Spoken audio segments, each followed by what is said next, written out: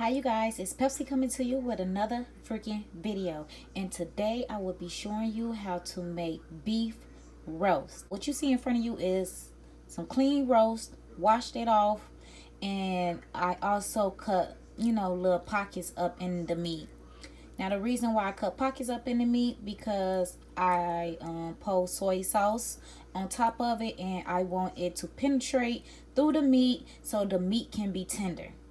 Now, one thing you should know about beef roast, that you should get meat that looks like this. You see all these white little spots throughout the meat? They call this marble meat. Like, it's marbled. So that's why they call it marble meat. And this is the most tenderest beef that you will find. Okay? So when you see beef, steak, whatever, that's just all meat, do not get it. That means it's going to be tough unless you like tough meat. Okay? So let me jump right into it. I already got my onions and bell peppers cut up. I don't cut them in real small pieces, not necessary. Okay? Now, I'm finna start pouring my soy sauce on top of the meat.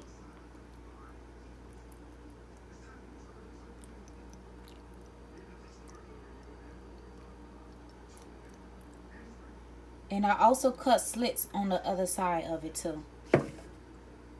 Then pouring my parsley.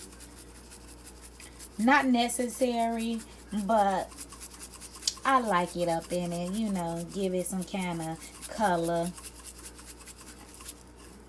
Then I pour my garlic salt. You can use whatever seasoning you want. These is the seasonings that I like to use with my roast. And then I pour my seasoning salt. Y'all probably like, oh my gosh, she pouring all that seasoning, all that salt on her food. She's going to have high blood pressure. Some pepper. You want your meat to have, flavor. Then I pour some onion, and then guess what I do? I flip it over and do the same thing. Now, this little wet juicy spots that you see in the meat, that's just the vegetable oil, olive oil, whatever you want to add to the meat. Like I stated before in my beef short rib video, I like to add oil to my meat. It just make it more tender. The flavors really get into the meat, and yeah, I just like it. So as you can see, all I'm doing is just rubbing the seasoning all around the meat in the pockets, making sure that all the flavors sink through the meat and just get real in there. Okay? And now all you want to do is take your onions and place it on top of it. So now all you got to do is put your green peppers on top of there. That's what it should look like. And now all I'm finna do is cover it with aluminum foil, and I'll be back. Okay, so now my beef roast is tightly wrapped, and my stove is on 275. Now you want to start off low, because you kind of like slow cooking the roast so it can be tender. And I do this for about an hour, and then after an hour I cut it up to 375, and then I let it cook for another hour and a half. Beef roast only need 2 hours and 30 minutes to cook, nothing more. Now all you have to do is just put it in the oven and close the door.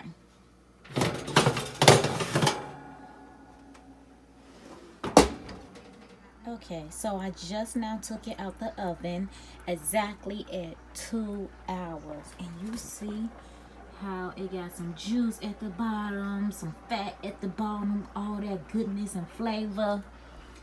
So yes, I'm gonna let it cook for 30 more minutes. And okay, so I want to show y'all what it looks like when I cut into this meat.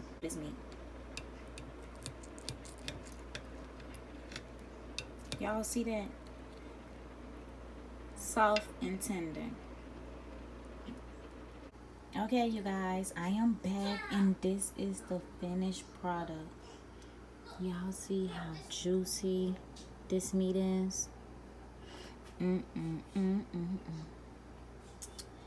baked macaroni, this cabbage, it's just everything.